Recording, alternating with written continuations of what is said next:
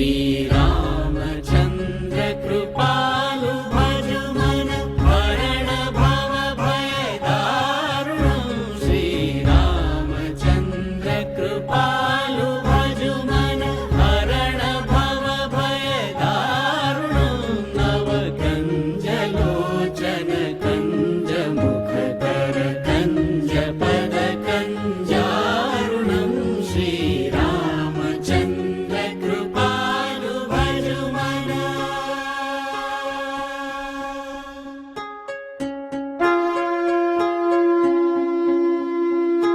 कंदर्प अगणित अमित छवि नवनील नीरद सुंदरम पटपीत मानव तड़ित रुचि शुचि नौमि जनक सुतावरम।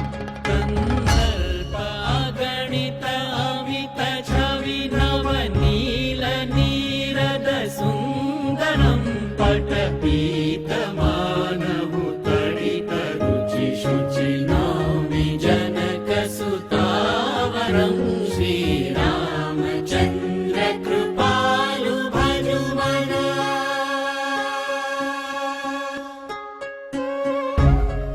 प्रभु श्री रामचंद्र के चरण कमलों की प्राप्ति अत्यंत दुर्लभ तथा परम श्रेष्ठ है। अनादिकाल से असंख्य भक्तों ने इन चरण कमलों की प्राप्ति विभिन्न रूपों से की है।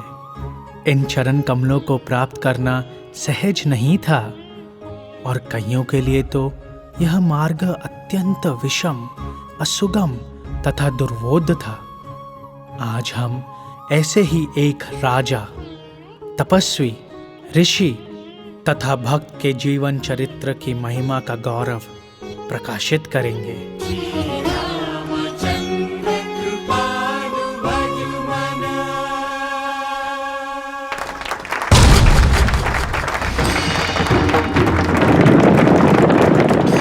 विजय रथ पर आरूढ़ महाराज कौशिक रास्ते में आए हर राज्य पर अपना आधिपत्य स्थापित करते हुए एक दिन मुनि वशिष्ठ के आश्रम आ पहुंचे। वशिष्ठ मुनि स्वयं विश्व रचयिता परमपिता ब्रह्मा जी के पुत्र थे। ऋषियों में श्रेष्ठ वह ब्रह्म ऋषि थे और उनके सहस्त्र शिष्य यज्ञ, तप, ध्यान आदि कार्यों में निपुण तथा निमग्न थे। नमो हन्त्रे गणनीयसे स्वाहा नमो वृक्षेभ्यो हरिकेलेभ्यः स्वाहा नमस्काराय स्वाहा नमः शम्भवे नमो भवेत स्वाहा नमः शङ्कराय नमयस्कराय स्वाहा नमः शिवाय शिवतराय स्वाहा नमस्तेभ्याय नमोऽन्याय स्वाहा नमः भाग्याय भाग्याय स्वाहा। विजय यात्रा सफल रही राजन। ऋषिवर, हमारे शब्दकोश में असफलता जैसा कोई शब्द है ही नहीं। जैसे कृषक खेत काटता है, हमने राजाओं के ध्वज काटे हैं, और जैसे वो अपने श्रम का फल घर लाता है, हम रजत और स्वर्ण मुद्राओं, रत्नों और आभूषणों से लदे हुए छकड़े और असंख्य दास दासियां लेकर घर लौट रहे हैं। ऋषिवर, आपके दर्शन पाकर हम धन्य हुए।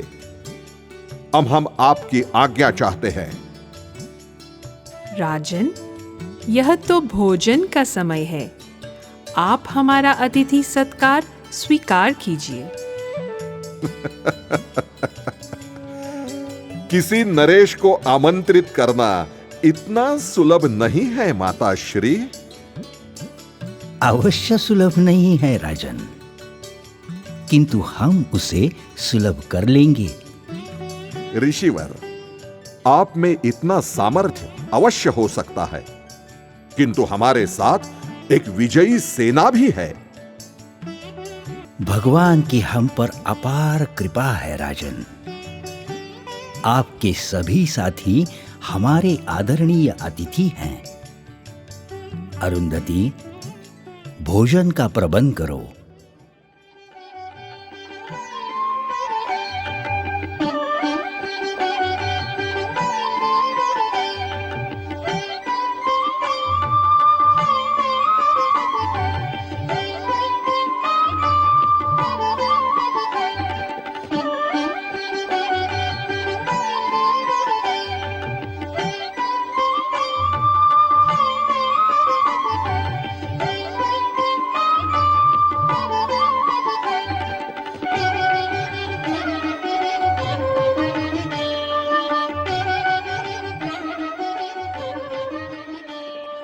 ऋषिवर, हम ये अवश्य कहेंगे कि जैसा स्वादिष्ट भोजन आज हमने खाया है, आज तक नहीं खाया। ये तो सबला की कृपा है राजन। सबला? कौन सबला? राजन, इस आश्रम की गाय का नाम है सबला। ऋषिवर, किंतु वो तो केवल दूध देती होगी। हम भोजन की प्रशंसा कर रहे थे। हमें यदि आपका रसोइया मिल जाए तो हम इस आश्रम को आधा राष्ट्रीय कोष दे देंगे। सबला तो ये सुनकर अति प्रसन्न होगी राजन। किंतु सबला क्यों प्रसन्न होगी? राजन, इस ब्राह्मण में भला ये योग्यता कहां कि वो महोदय नरेश को उसकी सेना सहित भोजन खिलाए? ये तो सबला की महिमा है राजन। वो हमें हमारे योग्य भोजन देती है और अतिथि को उसके योग्य। वो गाय कहां है? दिव्यदेव, सबला को राजन के समक्ष प्रस्तुत करो।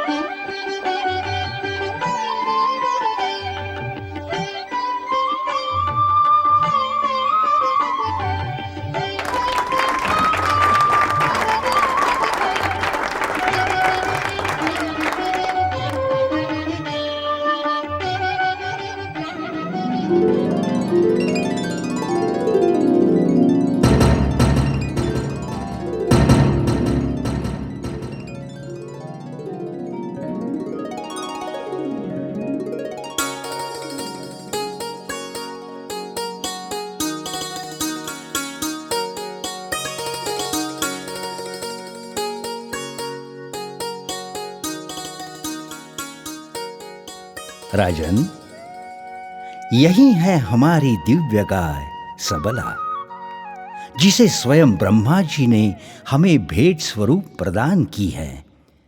यही हमारी सारी इच्छाओं की पूर्ति करती है राजन।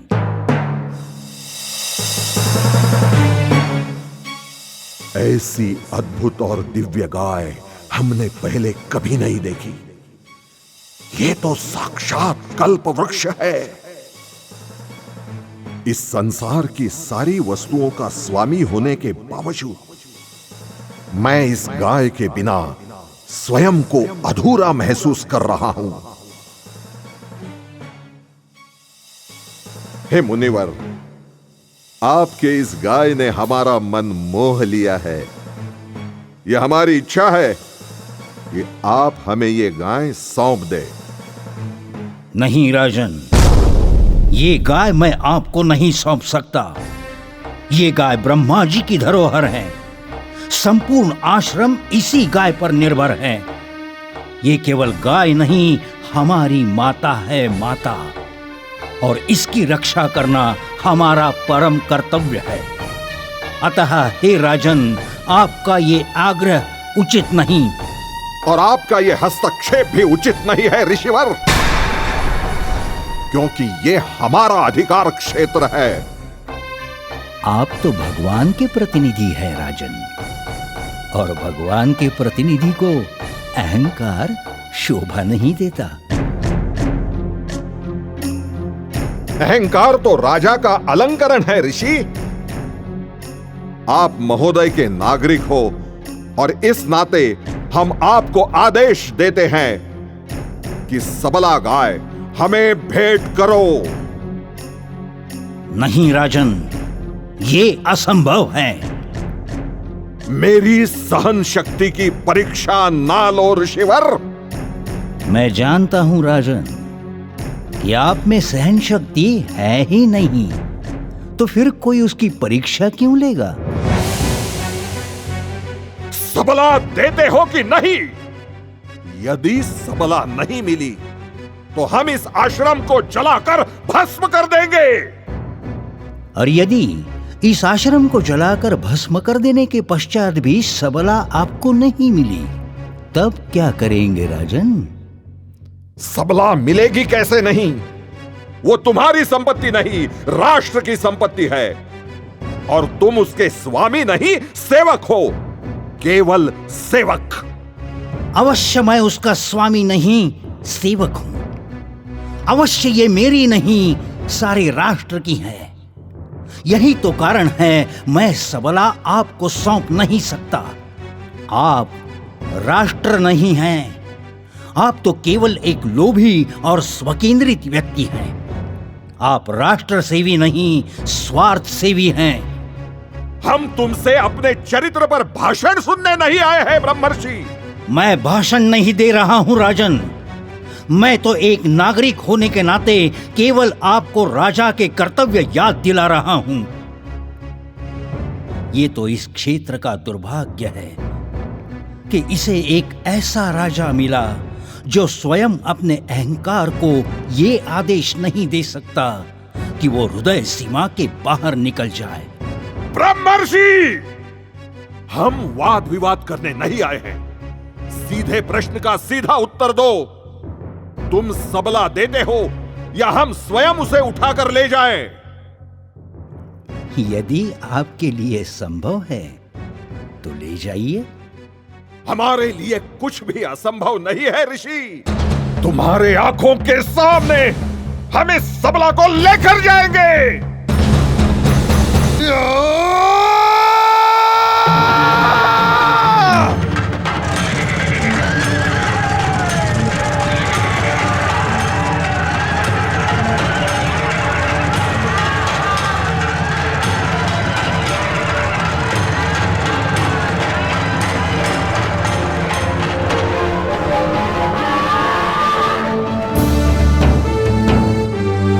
राजन, व्यर्थ प्रयत्न न कीजिए राजन। सबला आपको नहीं मिल सकती।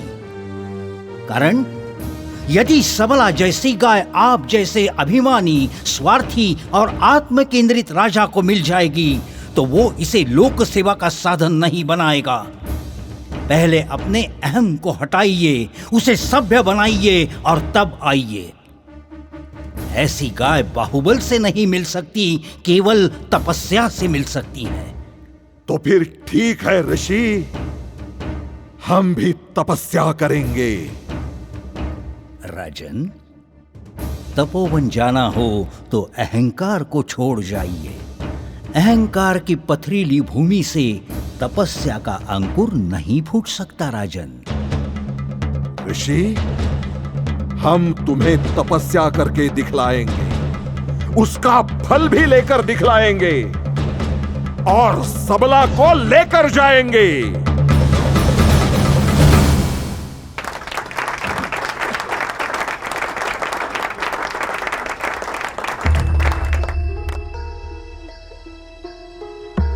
वशिष्ठ मुनि द्वारा अपनी पराजय राजा कौशिक सहन ना कर सके। चारों दिशाओं में अपनी विजय का परचम फैलाने वाला राजा एक गाय से पराजित हो गया। मन में दृढ़ संकल्प की गांठ बांधे अभिमानी राजा कौशिक वन में घोर तपस्या के लिए निकल पड़े।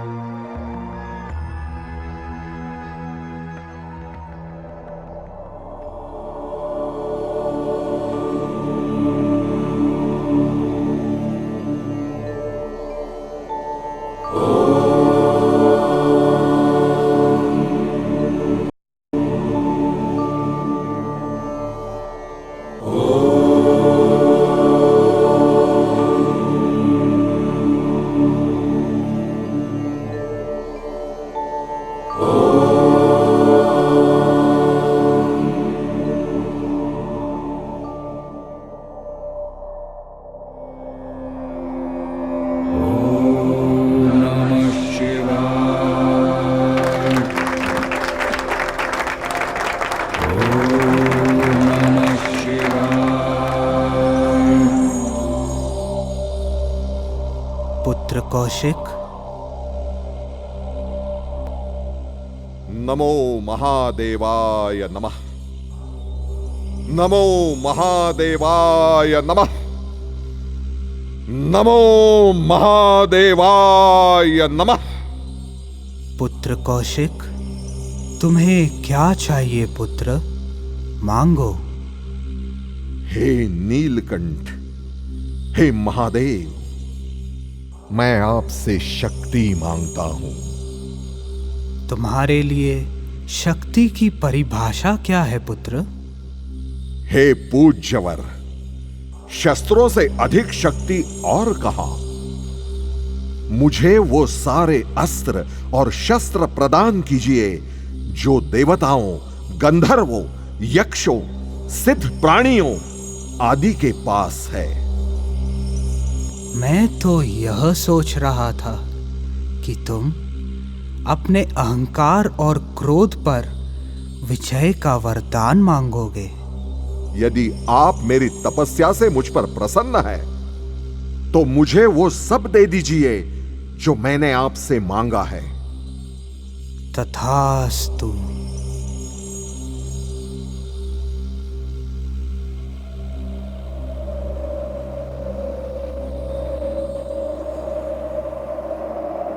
वशिष्ठ, हे वशिष्ठ!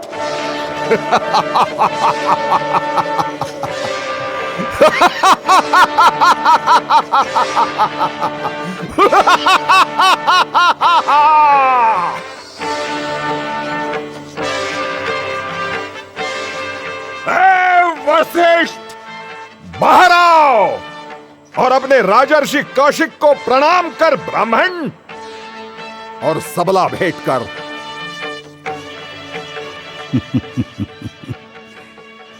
आदर करवाया नहीं जाता राजर्षि कौशिक, आदर किया जाता है।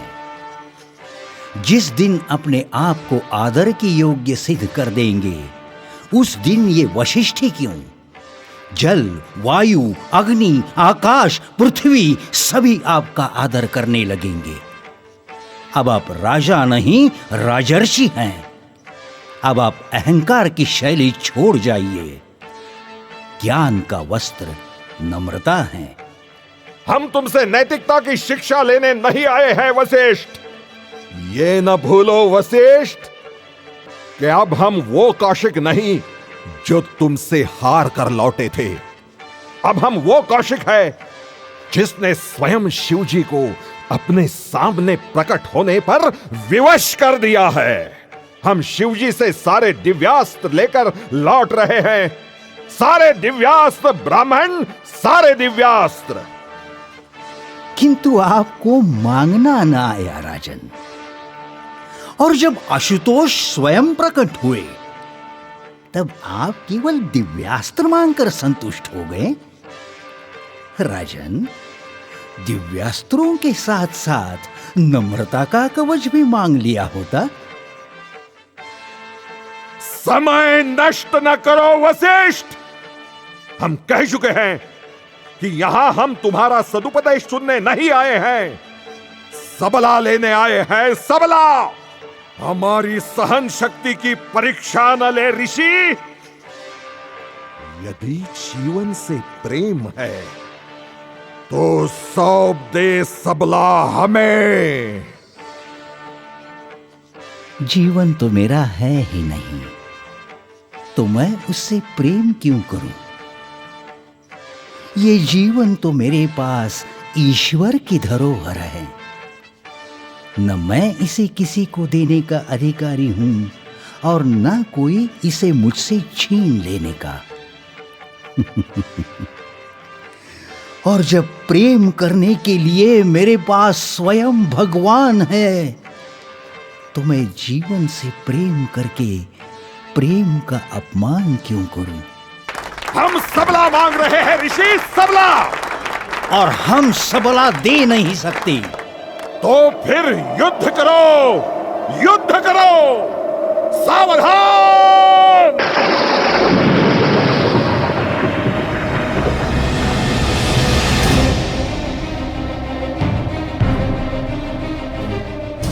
एक घमासान युद्ध आरंभ हुआ।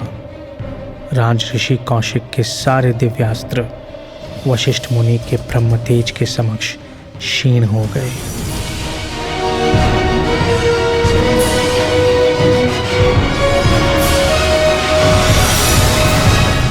व्यर्थ प्रयत्न न कीजिए राजन। जिन अस्त्रों पर आपको इतना अहंकार था राजन, उन अस्त्रों ने आपका साथ नहीं दिया। आपने निस्संदेह घोर तपस्या की है, उसके साक्षी दिव्यास्त्र हैं जो आपके अभिमानी हाथों में पड़कर व्यर्थ सिद्ध हुए। अपने अहंकार पर विजय पाने का प्रयत्न कीजिए राजन, इसी में आपका मोक्ष और आपके राज्य का कल्याण है। ये ना समझ लेना वशिष्ठ कि तुम्हारे और हमारे बीच का ये युद्ध अभी समाप्त हुआ है। ये इस युद्ध का अंत नहीं है वशिष्ठ, ये तो इस युद्ध का केवल आरंभ है, केवल आरंभ। अब तक ये युद्ध सबला के लिए था, अब ये युद्ध हमारे और तुम्हारे बीच में होगा। आज हम राजर्षि हैं और तुम ब्रह्मर्षि, परंतु हम भी ब्रह्मर्षि बनकर दिखलाएंगे, और जब ब्रह्मर्षि बनकर हम लौटेंगे तो तुम्हारे इस मायावी दंड की शक्ति को भी देख लेंगे।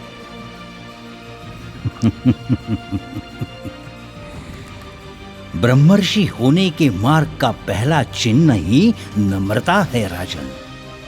हाँ, हम नम्र बनकर नहीं, पर अपने कर्म से ब्रह्मर्षि बनकर दिखलाएंगे।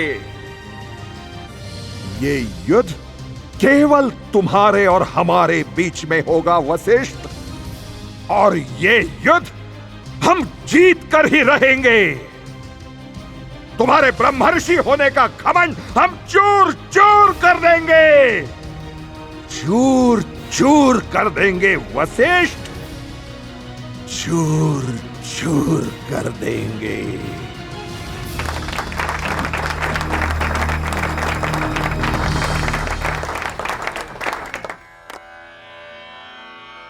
राजऋषि कौशिक को अब यह भली भांति ज्ञात हो गया कि ब्राह्मणों की शक्ति सर्वश्रेष्ठ है। इसलिए उन्होंने दृढ़ संकल्प लिया कि वशिष्ठ मुनि की तरह वह भी ब्रह्म ऋषि बनकर दिखलाएंगे। इस लक्ष्य को प्राप्त करने हेतु क्षत्रिय परिधान को पूर्णतः त्याग कर उन्होंने घने जंगल के बीच घोर तपस्या आरंभ की। एक दिन त्रिशंकु नामक राजा, जो अब चंडाल बन चुके थे, राजऋषि कौशिक की खोज करते करते उनके पास आ पहुंचे।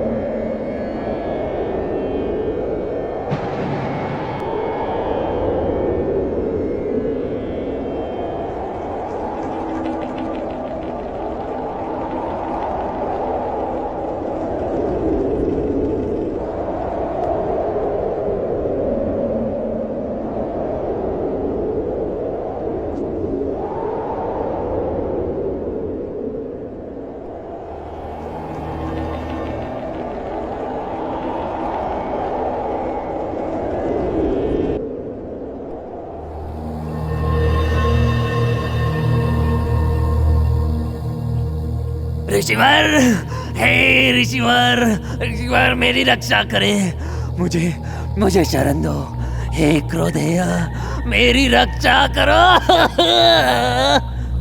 हे वत्स, उठिए, आपको ये क्या हो गया है?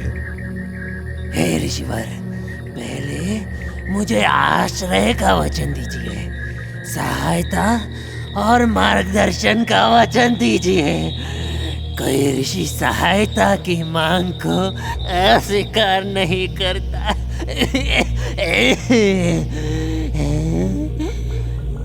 बताइए, क्या चाहते हैं आप? मैं वह मांग रहा हूँ जो स्वयं ब्रह्मर्षि वशिष्ठ भी नहीं दे पाया।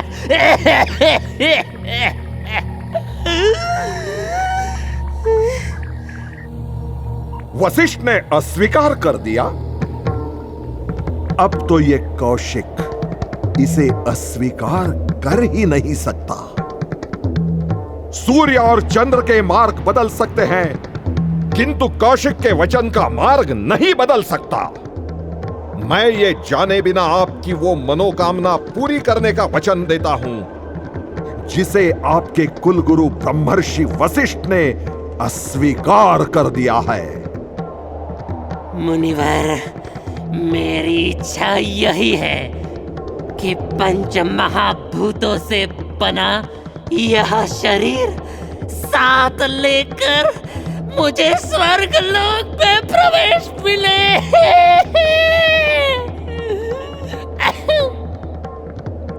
आपकी अभिलाषा मैं अवश्य पूरी करूंगा। हे राजन, करुणा से बड़ा कोई धर्म नहीं और असहाय की सहायता करने से बड़ा कोई कर्म नहीं। और यदि यह यज्ञ की आहुति देवताओं ने स्वीकार नहीं की तो? संदेह न करो त्रिशंकु, संदेह न करो। देवता आहुतियां स्वीकार करे या ना करे, तुम स्वर्ग अवश्य जाओगे, अवश्य जाओगे, क्योंकि राजा कौशिक ने तुम्हें यह वचन दिया है। और मेरा आशीर्वाद महादेव के पाशुपतास्त्र की भांति अचूक है। मैं तुम्हें तुम्हारे इसी शरीर के साथ स्वर्गलोक पहुंचाऊंगा। मैं तुम्हें अपना तपोबल देता हूं और देखता हूं कि देवतागण तुम्हें स्वर्गलोक में आने से कैसे रोक लेते हैं।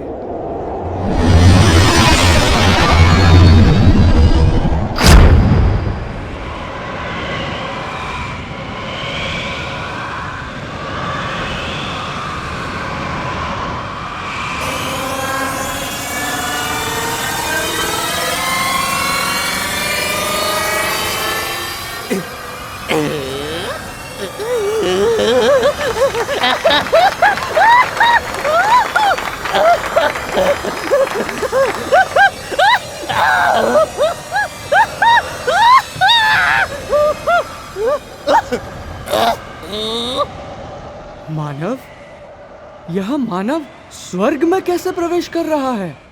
त्रिशंकु, यह मानव शरीर लेकर तुम्हारा स्वर्ग में प्रवेश वर्जित है। निकल जाओ यहां से।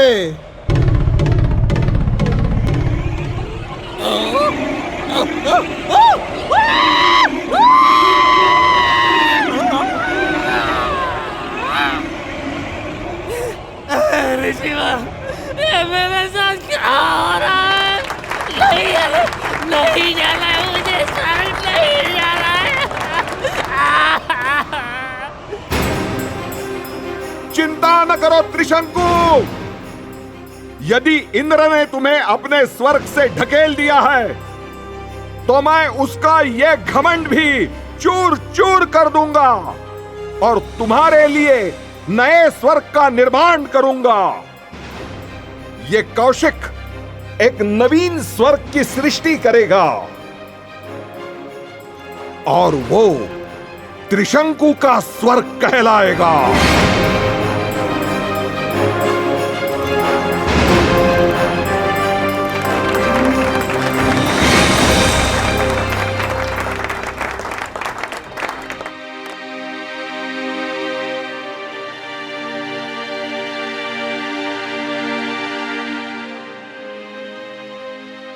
इस प्रकार राज ऋषि ने एक नए स्वर्ग का निर्माण तो कर लिया, परंतु त्रिशंकु स्वर्गीय सुखों का उपभोग न ले सका और स्वर्ग में उल्टा लटका रहा। इस नव स्वर्ग निर्मिति में ऋषि कौशिक का सारा तपोबल क्षीण हो गया असहाय राज ऋषि कौशिक पहली बार अपने अहम को छोड़ परम नियंता परमेश्वर श्री हरि से प्रार्थना कर पुनः 1 सहस्त्र वर्ष के लिए तपस्या आरंभ की।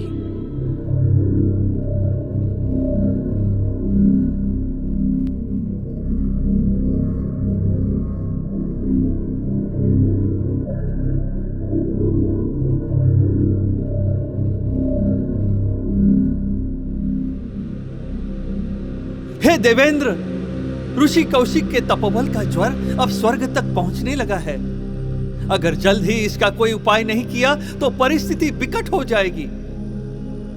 राज ऋषि के तपोबल को सहने का सामर्थ्य अब हम में से किसी में न रहा। हे देवेंद्र, लगता है अब आपके वज्र के उपयोग से ही ऋषि कौशिक के तपस्या को रोक सकते हैं। धैर्य रखो सूर्यदेव। माना कि ऋषिराज के पास सारे दिव्यास्त्रों का उत्तर है, परंतु देवेंद्र के तुणीर में कामदेव के ऐसे 5 बाण हैं जो किसी भी मनुष्य के चित्त को चीर कर सीधे हृदय में प्रवेश करे।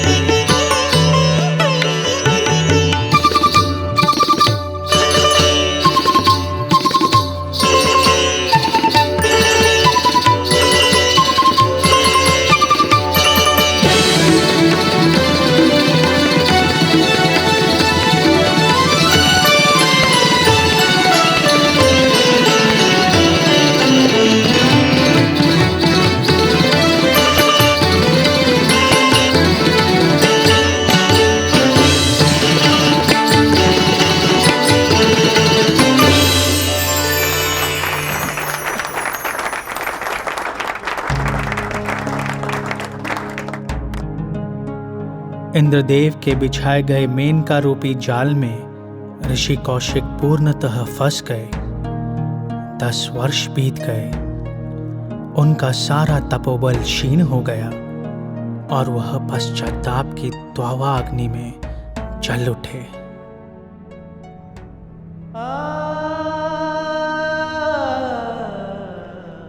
हे प्रभु, ये मैं क्या कर बैठा? सहस्र वर्षों के तपोबल के चट्टान को पायल की केवल एक झंकार ने पिघला दिया। सभी दिव्यास्त्र को धारण करने वाला यह कौशिक कामदेव के पुष्प बाणों को सह न सका। मलमूत्र से भरे इस जड़ शरीर को भोगने की मेरी इस इच्छा ने मुझे तपस्या के मार्ग से पथभ्रष्ट कर दिया। मैं अब इसकी क्षतिपूर्ति करने हेतु पुनः तपस्या आरंभ करूंगा।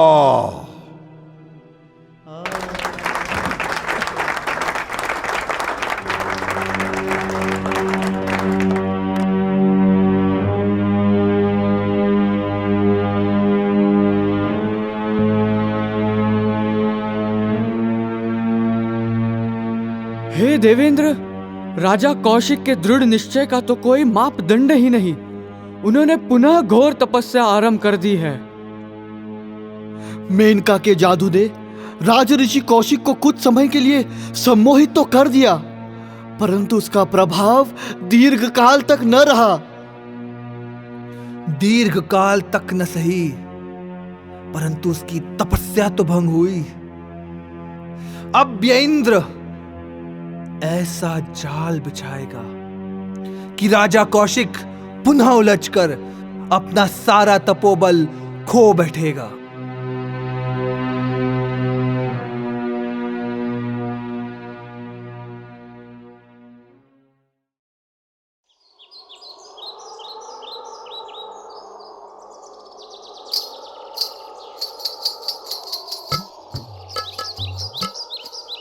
महर्षि, हे महर्षि, मैं सौंदर्य का प्रतीक स्वर्गीय अप्सरा रंभा, आपका यह दिव्य तेज मुझे आकर्षित कर रहा है। आप मेरे कामनाओं के केंद्र बिंदु बन गए हो। प्रकृति का यह मनमोहक सौंदर्य हमारे लिए ही बना है।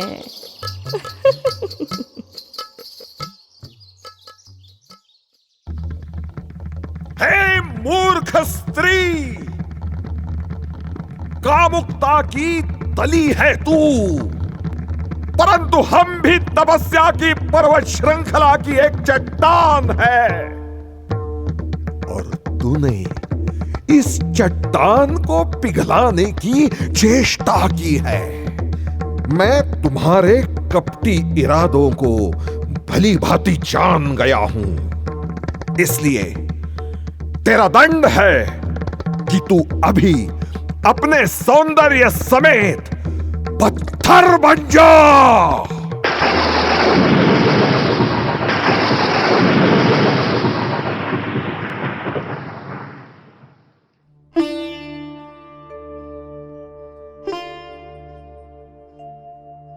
हे विधाता, मैं ये क्या कर बैठा? पहले अहंकार तथा काम के प्रचंड वेग के समक्ष मैं सूखे पत्ते की तरह बिखर गया, और अब क्रोध के वशीभूत होकर मैं अपना सारा तपोबल पुनः खो बैठा हूं, पुनः खो बैठा हूं।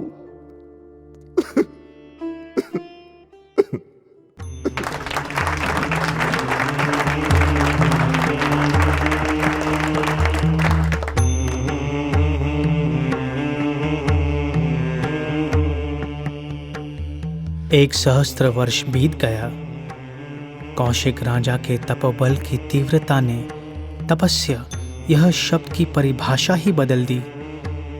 भयभीत इंद्र विवश होकर स्वयं इस तपस्या को भंग करने हेतु ब्राह्मण का वेश धारण किए। वह ठीक उसी समय पहुंचे जब कौशिक राजा अपने तप को विराम देकर अन्नप्राशन करने ही वाले थे। यही उचित समय है। अगर अब मैं कौशिक राजा से भिक्षा मांगता हूं तो पुनः वह क्रोधित होकर अपना सारा तपोबल खो बैठेंगे।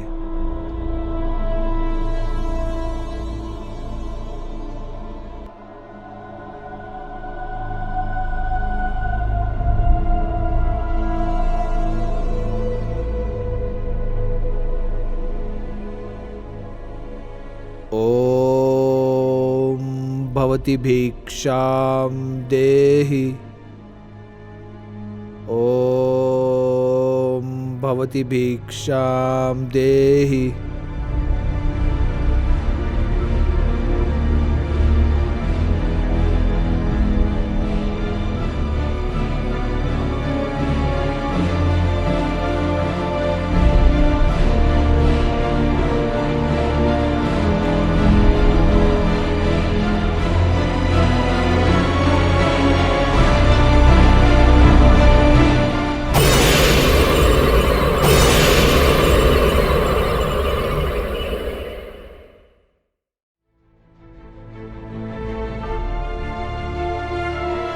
हे कौशिक राज, हम आपकी तपस्या से अत्यंत प्रसन्न हुए हैं। आज आपने क्रोध सहित अन्य सभी अनर्थों पर भी विजय प्राप्त की है। जो व्यक्ति अपने मन तथा इंद्रियों को वशीभूत कर लेता है, वास्तव में वही व्यक्ति विश्व का कल्याण कर सकता है। समस्त जीवों के लिए आपका हृदय सद्भाव तथा करुणा से उमड़ रहा है। मुनिवर, अब यह संपूर्ण ब्रह्मांड आपको एक नए नाम से पुकारेगा, विश्वामित्र, विश्वामित्र, विश्वामित्र। और साथ ही हम तुम्हें ऋषियों में सर्वश्रेष्ठ ब्रह्म ऋषि की उपाधि प्रदान करते हैं। आपके इस उदारता के हम निश्चित ऋणी हैं। निस्संदेह आपकी वाणी सर्वश्रेष्ठ है, परंतु यही घोषणा अगर मेरे मित्र ब्रह्मर्षि वशिष्ठ करे, जिनके चरण कमलों के प्रति मैंने असंख्य अक्षम्य अपराध किए हैं, तो ही मैं इस सर्वश्रेष्ठ उपाधि को स्वीकार करने की चेष्टा कर सकता हूं।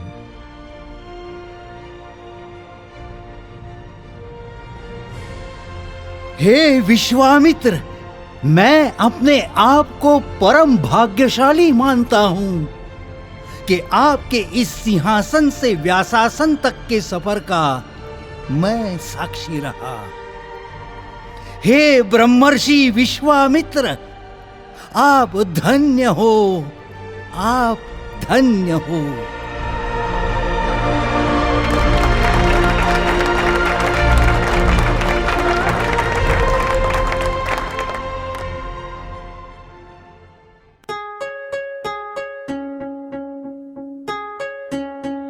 इस तरह राजा कौशिक ने ब्रह्म ऋषि का सर्वोच्च पद प्राप्त किया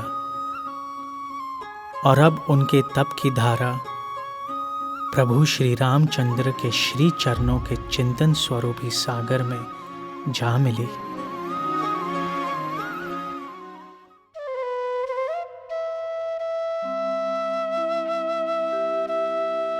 प्रभु श्री रामचंद्र की अद्भुत लीलाओं में सहभागी होने की तीव्र इच्छा अपने हृदय के गर्भगृह में लेकर ऋषि विश्वामित्र अयोध्या नरेश महाराज दशरथ के राजमहल में आ पहुँचे। उनके प्राणों से भी प्रिय पुत्र राम और अनुज लक्ष्मण को अपने साथ लेकर वन की ओर प्रस्थान किए। वन में ऋषि विश्वामित्र के निर्देशानुसार दशरथ पुत्रों ने तारका, सुबाहु इत्यादि अनेक भयानक राक्षसों का संहार किया और फिर प्रातःकाल के समय प्रभु श्री रामचंद्र के दिव्य दर्शन लेते हुए ऋषि विश्वामित्र के मुख से उन दिव्य शब्दों का उच्चारण हुआ जो इतिहास के पन्नों में सदैव के लिए स्वर्णिम अक्षरों से अंकित। कौसल्या सुप्रजा रामपूर्वा संध्या प्रवर्तते, उत्तिष्ठ नरशार्दूल कर्तव्यं दैवमान्निकम्। उत्तिष्ठो उत्तिष्ठ गोविन्द उत्तिष्ठ गरुडध्वज, उत्तिष्ठ कमलाकान्त त्रैलोक्यं मंगलं कुरु।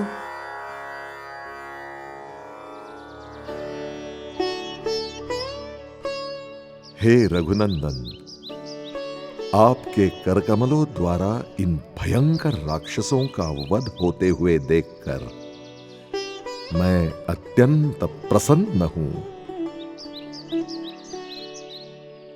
हे मुनिवर, इन सारे असुरों का वध करने की क्षमता तो आप में भी है।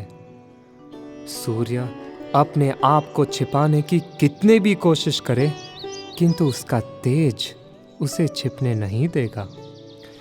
इतिहास आपके तपोबल का साक्षी है।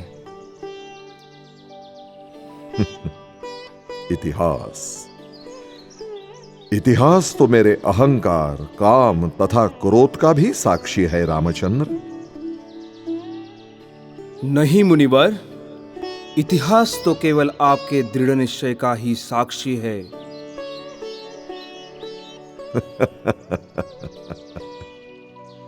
आइए।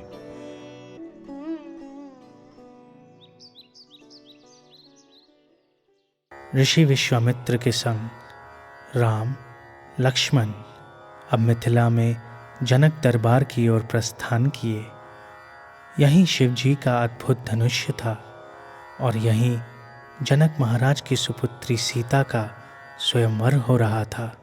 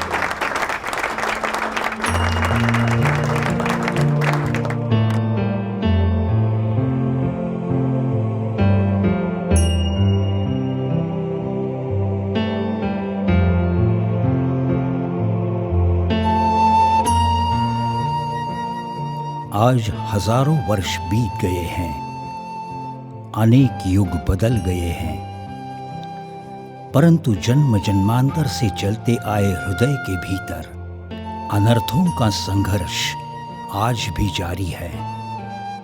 विश्वामित्र का जीवन नदी के उस अतृप्त प्रवाह की तरह रहा जो रास्ते में आए हर पथरीले रुकावटों से जूझता रहा, उपाधि रूपी जंगलों से गुजरता रहा, काम रूपी चट्टानों को टकराकर बिखरता रहा, रास्ते में आने वाले हर एक वृक्ष, पेड़ तथा पौधे के समक्ष अपनी ही महानता दिखलाता रहा।